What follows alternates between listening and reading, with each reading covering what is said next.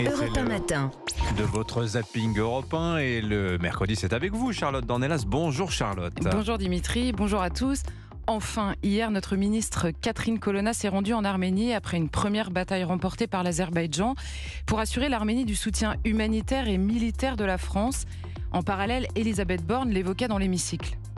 Nous faisons face à une offensive militaire de l'Azerbaïdjan en violation du cessez-le-feu sous le regard complice de la Russie qui a rompu tous ses engagements. Je le dis devant vous, nous condamnons fermement ces actions de l'Azerbaïdjan. Alors Elisabeth Borne a raison, la Russie s'en lave les mains et pour cause, elle se sert du pays agresseur pour écouler son gaz et son pétrole. Un peu comme l'Union européenne finalement qui, elle, s'y approvisionne à l'Azerbaïdjan. Quelle marge de manœuvre pour une France éteinte diplomatiquement à suivre ? Autre partie du monde, en France cette fois-ci, mais à Mayotte, avec Sandrine Rousseau, qui a interpellé Gérald Darmanin à l'Assemblée sur la situation catastrophique des Mahorais confrontés à la sécheresse. Une petite phrase a retenu mon attention dans sa litanie de reproches.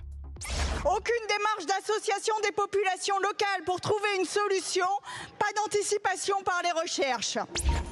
Alors en effet, pas de démarche d'association de la population locale pour la distribution d'eau potable qui a été organisée.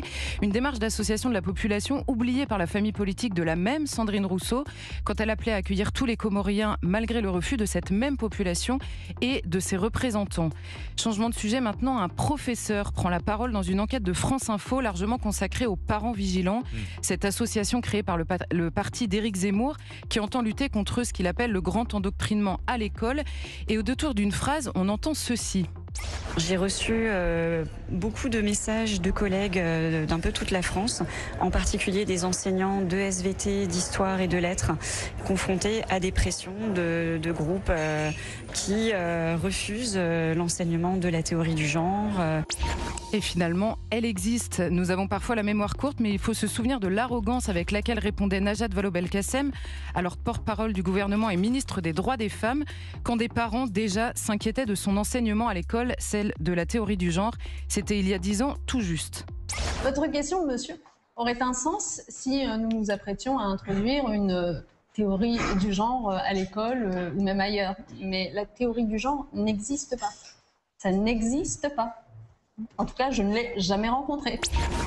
Et comment finir ce petit zapping sans évoquer le sujet du jour entre l'Arménie, l'Ukraine, le plan sécurité, le projet de loi immigration, le contrôle des réseaux sociaux, le vote du budget. Dans un pays sans subsidiarité, le Premier ministre se retrouve à parler punaise de lit. Interpellé par la députée insoumise Mathilde Panot qui a brandi une fiole dans l'Assemblée, nous avons décidément les guerres que nous pouvons. Elisabeth Borne a répondu. Nous sommes déterminés à continuer à agir et à amplifier notre action et une réunion avec l'ensemble des ministères concernés se tiendra dans les prochains jours. C'est parfait comme phrase, on peut la sortir pour tous les sujets. Exactement. Merci beaucoup. Déterminé. Vous êtes sûr que c'était pas sur autre chose ça? Merci beaucoup Charlotte Dornelas, votre zapping européen tous les mercredis. Bonne journée à vous Charlotte. Il est 8h57.